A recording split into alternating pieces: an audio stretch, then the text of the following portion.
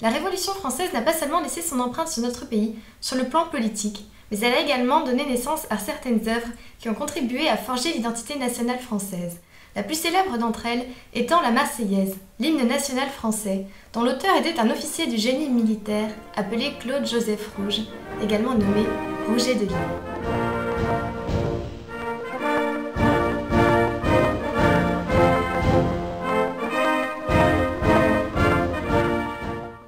Déjà, avant de rédiger la Marseillaise, Rouget de Lille est connu de ses compagnons d'armes pour ses talents de poète et ses nombreux chants patriotiques.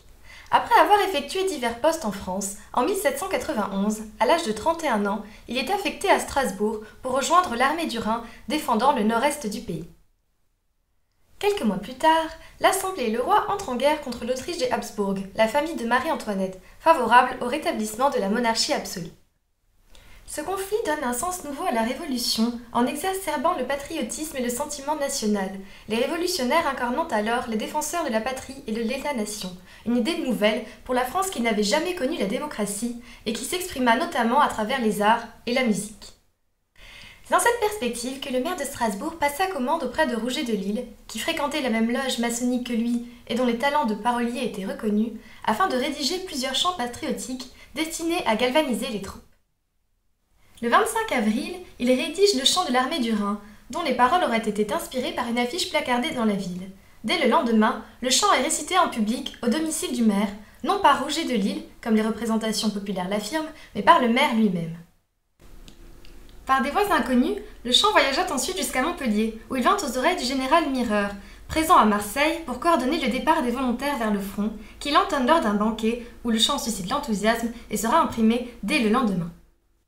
Un exemplaire du chant est ensuite distribué aux volontaires marseillais, qui l'entonnent lors de leur marche vers la capitale, et c'est ainsi que l'hymne de l'armée du Rhin devint l'hymne des Marseillais et bientôt la Marseillaise, illustrant ainsi la formidable unité géographique entre les régions que la Révolution et l'entrée en guerre contre l'Autriche avaient accomplie.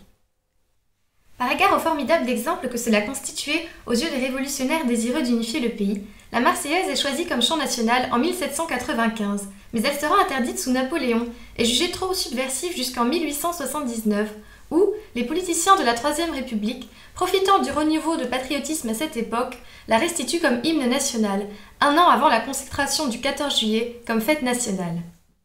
En 1911 est instituée l'obligation d'apprendre la Marseillaise dans les écoles, ce qui fait d'elle un véritable emblème national et républicain. Néanmoins, elle reste connue et chantée dans le monde entier pour sa portée révolutionnaire, même dans les heures les plus sombres de l'histoire, comme dans les camps de concentration nazis.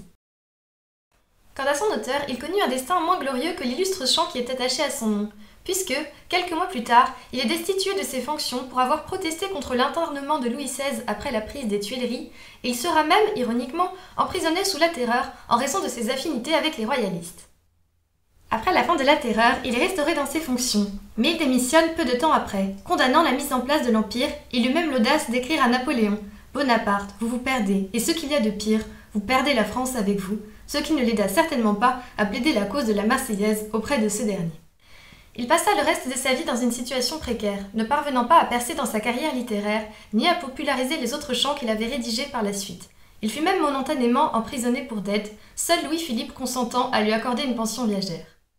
Pourtant, après sa mort, ses cendres furent transférées aux Invalides, au même endroit que Napoléon qu'il détestait tant, réunissant ainsi pour la postérité ces deux hommes, au regard de leur immense contribution à forger une identité nationale et une unité française qui n'auront de cesse d'être renforcées depuis la Révolution. Les destins contrastés des artistes sous la Révolution française nous permettent d'entrevoir toute la complexité d'une période qui, comme souvent dans l'histoire, exacerba aussi bien les comportements héroïques que les actes les plus sanglants et les destins les plus extraordinaires. Il est en tout cas frappant de constater à quel point la Révolution française, qui emmenait avec elle les changements les plus importants et les massacres les plus sanglants, partage comme point commun avec les régimes totalitaires qui vinrent en Europe plus d'un siècle plus tard, le fait d'être caractérisés par le règne de l'arbitraire, ce qui fit dire à certains philosophes qu'ils voyaient en ces régimes les enfants monstrueux que la Révolution française aurait engendrés malgré elle. La Révolution française pouvait transformer du jour au lendemain les hommes les plus simples en héros, les hommes les plus extravagants en idoles et les poètes en martyrs. À travers les destins d'artistes qui, à leur manière, parfois dans l'ombre, parfois dans la lumière, contribuèrent à apporter une touche de beauté à cette époque contrastée, nous pouvons mieux comprendre la Révolution et toute la richesse de celle-ci, qui fit que la postérité retient aujourd'hui la France comme le pays des droits de l'homme, avec Paris comme capitale des arts et des lettres. C'est la fin de cette vidéo et de cette série consacrée aux artistes révolutionnaires. Merci de nous avoir suivis, à très bientôt!